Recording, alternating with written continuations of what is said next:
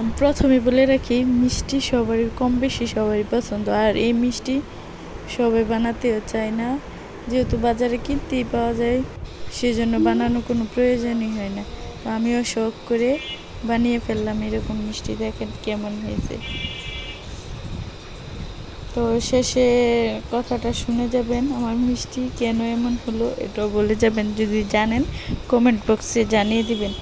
তো আমি প্রথমে ছানা করে আমি এরকম গোল করে নিয়েছি। আমার রেসিপি দেওয়ার কোনো ইচ্ছা ছিল না, তারপরেও শেয়ার করতেছি। প্রথমবার মিষ্টি বানিয়েছি, তো কেমন হয়েছে অবশ্যই বলবেন। প্রথমে তো ভালোই হয়েছিল জানি, তারপরে শেষে এমন হবে আমি এটা ভাবতেই পারিনি। তো এই যে দেখেন, আমি মিষ্টি বানিয়ে শিরায় দিয়ে দিয়েছি। তো কিভাবে দিয়েছি, কিভাবে শিরা করছি, যদি আপনারা রেসিপি দেখতে চান অবশ্যই আমি পরবর্তীতে রেসিপি আপনাদের সাথে শেয়ার করব। আমি প্রথমবার মতো মিষ্টি বানাইছি, সেই জন্য আমি প্রথম থেকে ভিডিও করি নাই, সেই জন্য রেসিপি আপনাদের সাথে শেয়ার করতেছি না। তো এই যে দেখেন মিষ্টি কীরকম ফুলে বড় বড় হয়ে গেছে।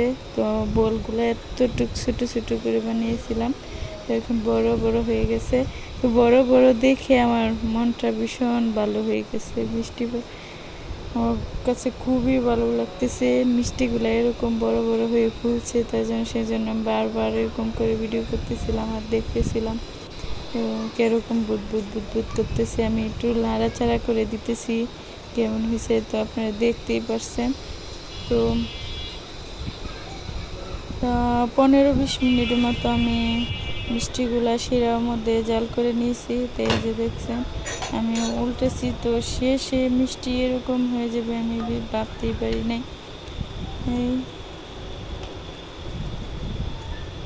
একটু চামচ দিয়ে উল্টে দিতেছিলাম, আমার শিরাগুলো কমে যাইতেছিল, এই জন্য হয়তো মনে হয়। আমি একটু সবগুলা মিষ্টি উল্টে পাল্টে দিলাম। এই যে এখন আমি একটা মিষ্টি নিতেছি যে হয়েছে কি না ট্রাই করার জন্য, আর কীভাবে আমি এটা ট্রাই করবো এটা আপনাদেরকে পরে জানিয়ে দিব। তো মিষ্টিগুলো আমার প্রায় হয়ে গেছে, সেই জন্য আমি আবার একটু ডেকে দিয়েছিলাম।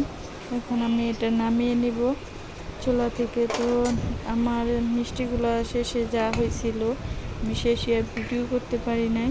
তো আমি মিষ্টিগুলো এরকম বড় বড় হয়েছে, আমি নামিয়ে নিয়েছি সবগুলো। আমার শিরাগুলো একটু কমে গেছিলো, আর শেষে উপরের দিকে আবরণটা একটু শক্ত মানে এই যে একটা মিষ্টি দেখেন একটু লেগেও গেছিলো।